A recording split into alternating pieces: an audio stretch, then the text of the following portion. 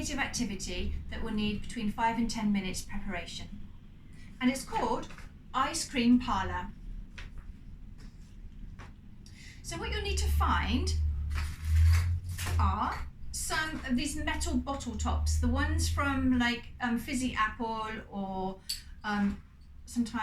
any kind of drink, but just the ones with the metal tops, okay? And you will need 1, 2, 3, 4, 5, 6, 7, 8, 9, 10 of those. Okay, so you might want to be collecting them over a month or so. It took me a while to collect them. Okay, now the other thing that you need to get is a piece of cardboard, and a brown, because it's supposed to be an ice cream cone, a brown piece of paper. And all you're doing is making a triangle, and then you're using glue, or I used hot glue or double-sided sticky tape or glue dots to put them in a triangle on top of the cone. Okay, so you can see it looks like an ice cream cone. Okay, now when you've got that ready, that's all of the planning. You need to get a few things ready for your child. So you don't need these, so we can take them away. So to play the game, you will need to find something that you can pinch together. So you can find these in those pound shops, and these as well. They're part of a barbecue set, I think. Okay, and we're going to be using tin foil today. Tin foil, like we've used before, it's very sensory, it crinkles, it's reflective. Children like it. And what you're going to do with your child is make balls, okay, small balls. This practices their pinch control, their motor control, okay? So you can help them to make the balls. Put them in a pot to keep it organised. Another idea is to have these little pom-poms, okay? You could do either, but sometimes these are hard to find, so we can stick with foil. So I'll just make another one. Okay, now the way you play is just simply by asking your child to make the ice cream really big, okay? So using these, I'm going to pick up, I have to do hand over hand, pick up a ball and drop it in the ice cream cone. Okay, let's try another one. Okay, have you got one? Yeah, drop it. Now you might be able to challenge your child to drop it in a specific place. So let's do the very top one, okay? All right, you ready? Okay, well done. So encourage your child when they're able to drop the ball into space accurately, okay? And you're just going to keep working through until they're all filled up. And that's it. Very good for strengthening the fingers, hand-eye coordination, and also the preparation of making the balls. Another really easy task that's going to cost you nothing, very little. If you've got everything, if you've got these in the kitchen, it's going to be a very cheap task to try. Okay, so for me, that's finished.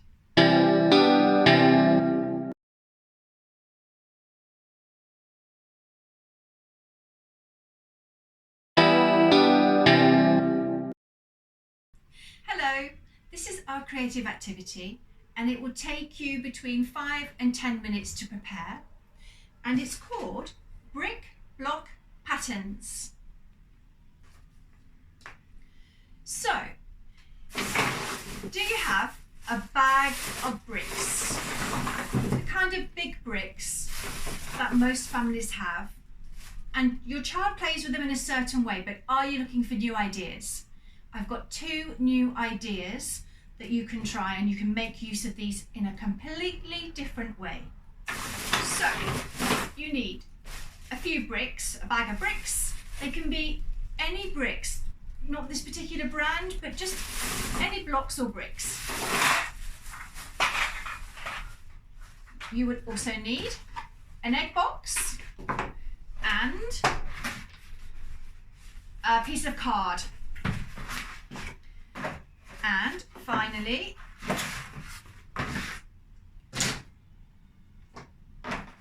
some pens.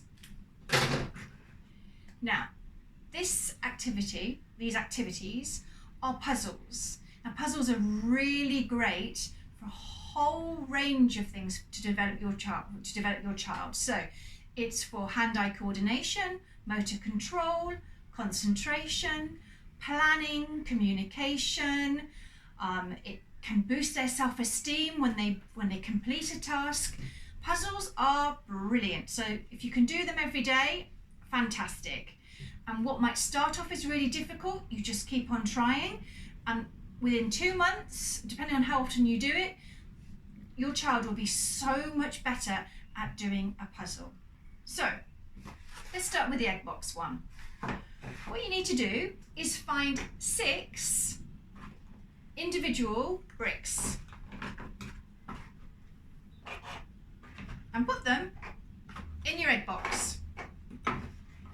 Now, you might have a bigger box with 12, but this is fine for me. Okay. Right, so you've put them in however you like. Now, the next thing you need to do is to make a map of this. Okay, so this is what you do. You can do this in advance, or if your child likes to colour, you could do this with your child. So what we're doing, if you have a look, is we're matching the colours. So you need to draw them, you need to colour them in the order that it's presented in the egg box. Now, to save yourself time, this is an A4 sheet of paper. I folded it in half, I folded it again, and that fits really well inside my box lid. Now, to save you wasting time with rulers and everything to get this accurate, because it does need to be accurate so that it's the same, it's symmetrical, fold both sides into the middle. 1, 2. Crease it. And then do the same lengthways. Crease it. That way you'll have 6 boxes. So you can see, I hope, that I still need to colour this one. And I need to colour it in red. So, got my pens, and I'm going to colour it in red. Like I say, if your child likes to colour, this activity can be extended to include them making this. Now, when you finish that,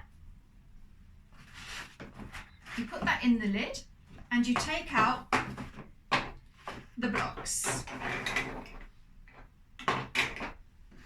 And you say to your child, can you put the blocks in the egg cup, in the egg holes to match the picture? Let me show you how it works. So this colour, what's this colour? It's red. They may or may not be able to label the red. Okay, so this one, you can help your child, hand over hand if you need to, put it in that one. Should we do another one? Okay. Okay, well done. Encourage your child as they work through it. If there's some problems, so if they start putting this one in here, you go, oh, is that the same? You can match it to the actual colour. Oh, maybe it goes here. And so on, just to encourage them to think about the problem itself and to give them a chance to review their decisions several times if need be. And that is the task. So you can then do another sequence, another plan on this side, and you can just keep on going. So one piece of A4 paper can keep you going for half an hour. It's a really easy task. easy to set up with hardly any equipment, and probably everybody has some bricks somewhere around the house as well. So let me show you the next activity. Right, this one is a snake. Okay, so I think you can probably work out that what I've done is I've taken a range, different coloured bricks and different numbered bricks, so 1, 2, 3, 4, and I've put them in a squiggly line, and what I did was I actually drew around them with the pen. Okay, so you can see I did a single one, a double one, and then a pink one. Well, I can't remember what I did actually, but let me put them on to show you. Oh.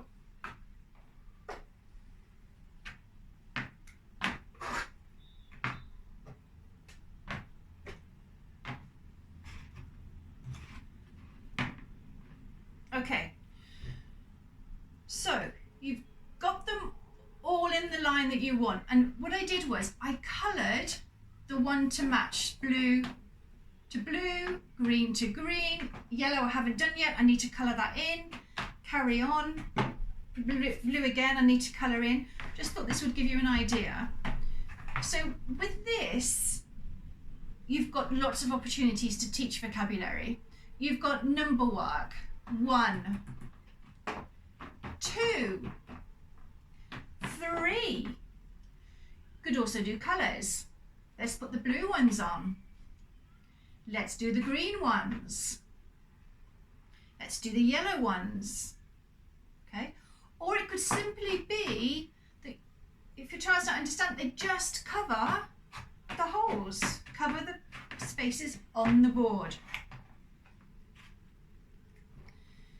And then I drew the snake head at the end. Could be anything, I suppose. It could be an elephant. It would be a very long elephant though, wouldn't it?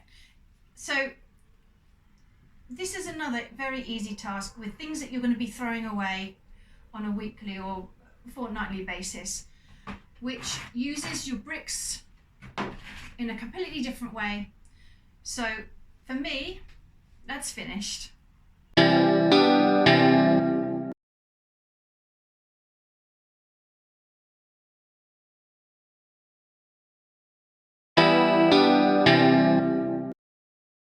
Hello, this is another creative activity, and it would take you 5 minutes to prepare.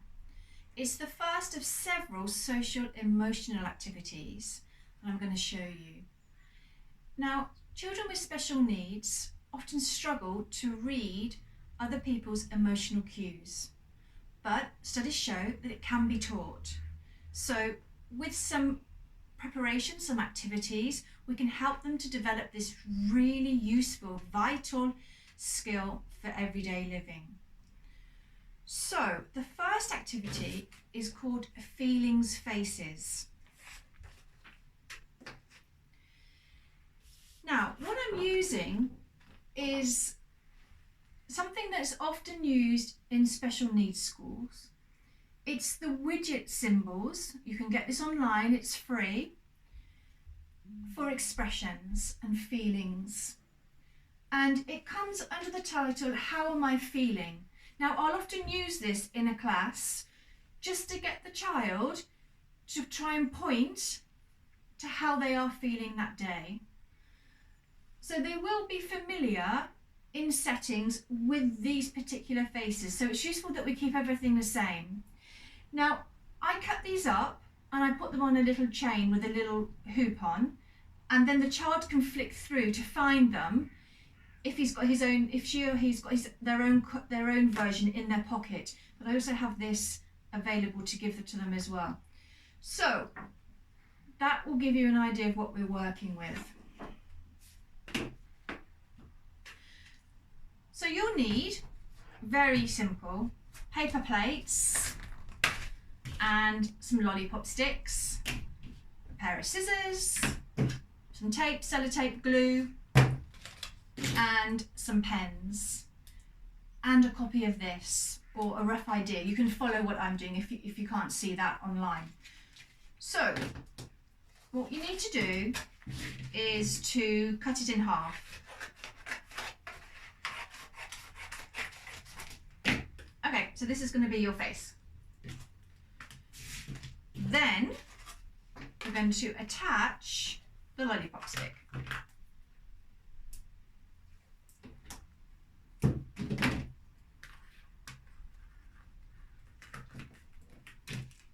There we go.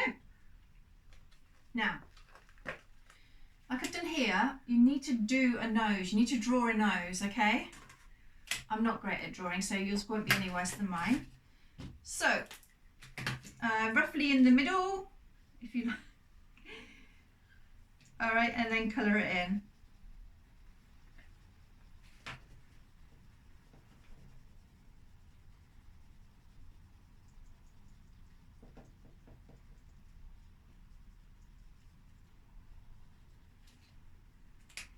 Okay. So I've got 4 here. Now, the ones that we usually start with when teaching social emotional like EQ are sad face and a happy face. Okay, so I've done the sad one. Now let's do the happy one. So if we look on here, we can see that the mouth is slightly open. Okay, so I'm going to draw that.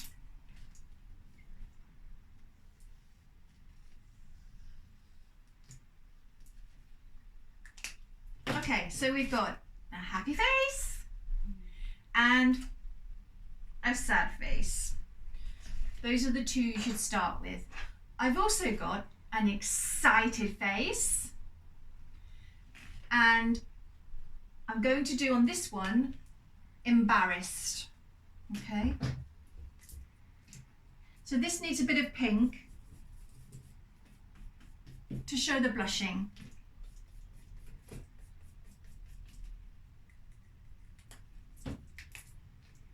And the face is the smile, the lips are a bit confused, a bit embarrassed.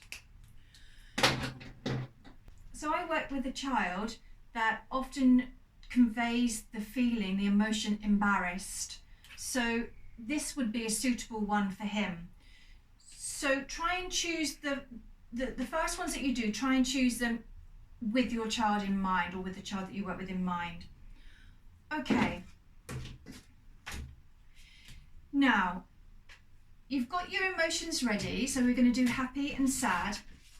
So it helps to support this with the sign language. So I'm just going to show you the word for happy. Okay, now you really need to smile and convey with your eyes and your face happy. So happy, happy, again, happy. Okay, so that is happy. Now, sad is, again, sad. Use your eyes, not just your smile or your everything about you, the way you're communicating. Happy, sad. Now, it helps if you have a story. So you could tell a story about maybe a boy who lost his favourite toy. Okay, so this is how I feel when I lose my favourite toy. Sad. Wow, we're going to the park today. Let's go and play with the football. Happy. Okay, so try and make up a story or a context around the emotion so that everything comes into play when you're teaching them. If you have any questions, let me know. But there will be a follow-up to this in the next activity to develop social emotional intelligence. But for now, that's me finished. Have fun.